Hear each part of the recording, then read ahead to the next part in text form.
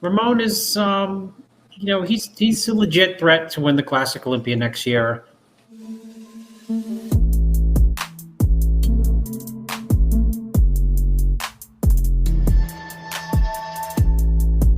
Se você quer transformar o seu físico de verdade, mas não tem como pagar um nutricionista ou um coach, o Guia do Biotipo é o protocolo dietético de 8 semanas feito com base no seu perfil biológico individual. Ou seja, se você é um ectomorfo, endomorfo ou mesomorfo, lá você tem um cardápio com todos os macros, ciclo de carboidratos e até quanto cardio você precisa fazer de acordo com o seu perfil individual. Tudo isso feito exclusivamente para o seu biotipo. Você escolhe o guia de acordo com o seu biotipo e altura. É basicamente um coach por uma fração do valor. Centenas de pessoas já estão transformando seus físicos e, cara, aproveita antes que o valor suba. E se você é esse cara que sempre fica dando desculpinha, eu não sei como fazer uma dieta, eu não sei o que fazer, eu não sei como fazer, quando fazer, não entendo de treinamento, de nutrição, com o Guia do Biotipo não tem desculpa. É simplesmente você seguir o que está no plano que o seu físico vai transformar. E caso você não goste, você pode sim pedir o seu reembolso, não tem problema nenhum. Então, cara, deixa de desculpinha e transforma o seu físico de verdade.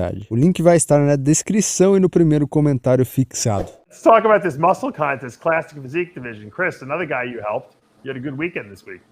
Not bad. Talk to us about Ramon. Ramon is, he's a legit threat to win the Classic Olympia next year. I mean, the guy's never been on a plane until traveling to Spain. That's crazy. To qualify. Wow. He qualified there for the Olympia, went to the Olympia, got fifth. You know what? He could have easily been higher. Yeah. Higher, and no one would have sneezed. I think the problem was. I think the problem at the Olympia is simply that inexperience. It was only his second pro show, and just the excitement. You know what I mean? Yeah. Because Steve Weinberger moved him from the outside a little bit closer, right next to Chris Bumstead. So it measures up really well because he's taller, he's wider. He's got some strengths that Chris doesn't have, and of course, Chris has the polish that probably no one else in the class has. But I think he's legit, to win next year. I'm not saying he's going to win, but if you want someone, if you want someone to best line up with the champ, who better than the guy who's got the same proportions of him? Then you're not getting into this Ramy versus Hardy, Ramy versus Brandon thing. You're getting, versus apples and oranges. You're comparing straight direct, apples and apples. Right.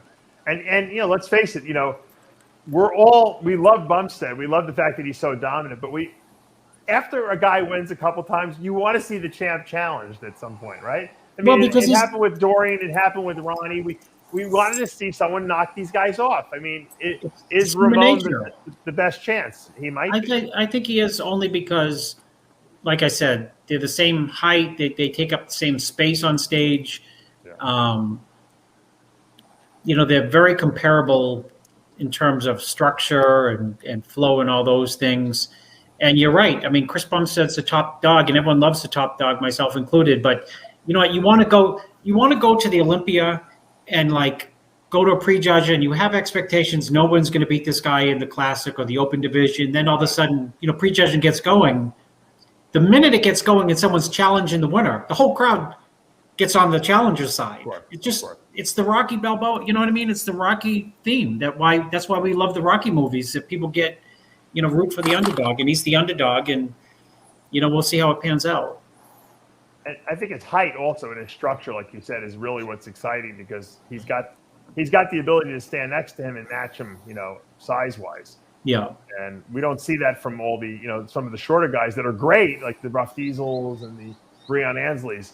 They're just they're shorter versions of him. It's almost like the Arnold versus Franco thing, right? Yeah. Well, it's the same thing. I mean, I thought when I saw Rough Diesel come out at the Olympia, I said, well, here is the winner. How can he not win?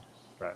And then when they compared him to Chris, I was like, okay, Chris just is a bigger, looks great against everyone. So does Rough Diesel, but you're giving up a lot of weight and height and space on stage, to the extent that your eyes generally go back to Chris, as great as Rough Diesel was at the show. Yeah, you're right.